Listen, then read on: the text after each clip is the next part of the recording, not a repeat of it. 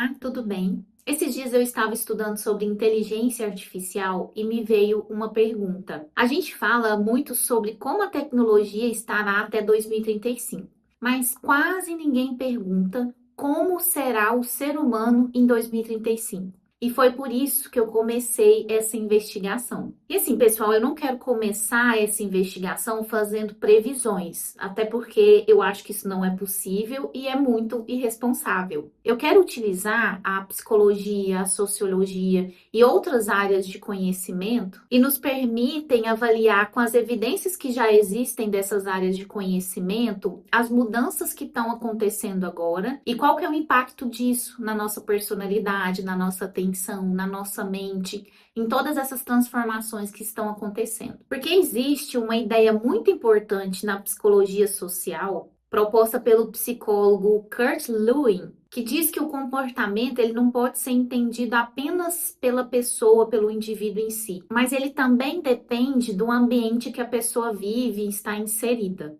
E quando eu parei para pensar nisso, me veio outra pergunta. Será que o ambiente que nós vivemos hoje ele é comparável a 30 anos atrás? A resposta para mim, eu acredito que para você também, claramente é não. Porque nos últimos 30 anos surgiu a própria internet, as redes sociais, o telefone, o streaming, o trabalho remoto e uma quantidade de informações que nenhuma geração anterior teve tanto acesso. O sociólogo Hartmut Rosa chama esse fenômeno de aceleração social. Segundo ele, não é apenas as tecnologias que aceleram. As mudanças sociais, culturais e profissionais também acontecem em um ritmo cada vez maior. A sensação é que quando a gente se adaptou a uma novidade, chega outra. E talvez seja por isso que hoje em dia tantas pessoas têm a sensação de que está atrasada, de que não consumiu informação necessária, ou de que não estudou o suficiente, como se estivesse sempre correndo atrás do rabo.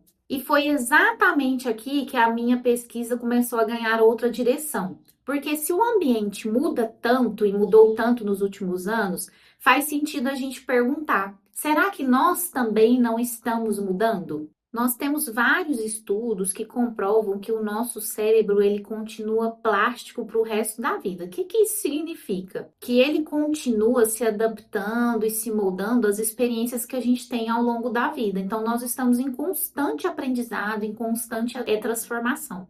Tem uma pesquisadora brasileira que eu tenho acompanhado muito ela nos últimos meses, que é a Lúcia Santaella. Ela argumenta que a tecnologia deixou de ser apenas uma ferramenta e ela passou a fazer parte do ambiente em que nós vivemos, que nós pensamos, que nós trabalhamos, que nós nos formamos como ser humano. E se isso for realmente verdade, talvez a pergunta deixe de ser tecnológica e se transforma mais em uma pergunta psicológica. Que tipo de atenção nós estamos desenvolvendo? Como estamos construindo a nossa identidade em meio a essas tantas transformações? O que acontece com os nossos relacionamentos quando grande parte deles passam por uma tela? Como a inteligência artificial pode mudar a forma como nós pensamos e não só como nós trabalhamos, que hoje em dia, gente, eu vejo que a inteligência artificial vai roubar os nossos empregos, vamos ficar sem emprego. Mas a gente não está pensando no mal maior, que é a perda da nossa identidade, ou até pior,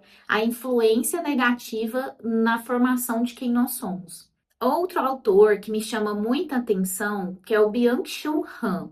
Ele observa que a sociedade contemporânea ela já não existe através das proibições mais, mas sim que hoje existe uma pressão até própria do indivíduo em produzir, performar, aprender, responder, melhorar e o pior, está disponível o tempo inteiro. O próprio Han fala que hoje em dia nós somos escravos de nós mesmos. Ou seja, não precisa de uma pessoa de fora estar falando, faça, produza, performe. Não, a gente mesmo se cobra. E isso acontece porque essa lógica de autocobrança, ela foi incorporada no nosso cotidiano, já virou parte de nós mesmos. E talvez isso explique porque tantas pessoas se sentem insuficientes, se sentem atrasadas, mesmo quando estão exaustas, mesmo quando os próprios estudos indicam que as pessoas nunca têm ficado tão conectadas ou produzido tanto como nos últimos anos. E percebe que todas essas perguntas e colocações que eu fiz aqui apontam para uma mesma direção? O ambiente mudou. E se o ambiente mudou, talvez a mente humana esteja mudando. Não de um dia para o outro, mas lentamente, à medida que nós vivemos dentro desse novo contexto.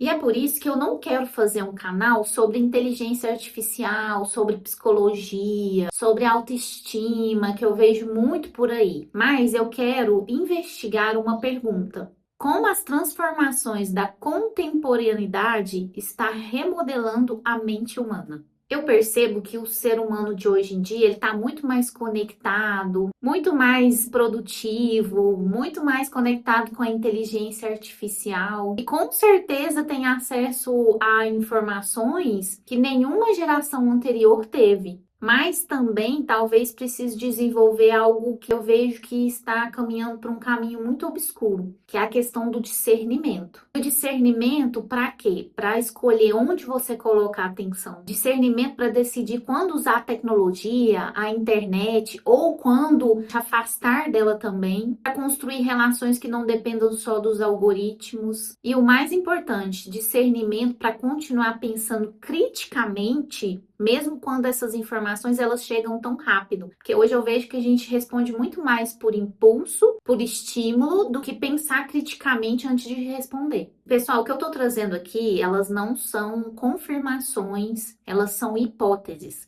E é isso que eu quero fazer juntamente com vocês aqui, investigar o que está acontecendo, qual é o impacto de todas essas transformações no nosso dia a dia, na nossa mente, no nosso corpo, porque eu tenho uma impressão que esse ser humano de 2035, ele já começou a ser formado. E ele está sendo formado agora, na forma como nós vivemos, na atenção que nós colocamos, na forma como nós trabalhamos, na forma como nós usamos a tecnologia. Será que nós estamos utilizando a tecnologia da forma mais ética? Talvez compreender essas mudanças seja uma das maneiras mais responsáveis de nos preparar para o futuro. Eu espero que você faça essa investigação comigo.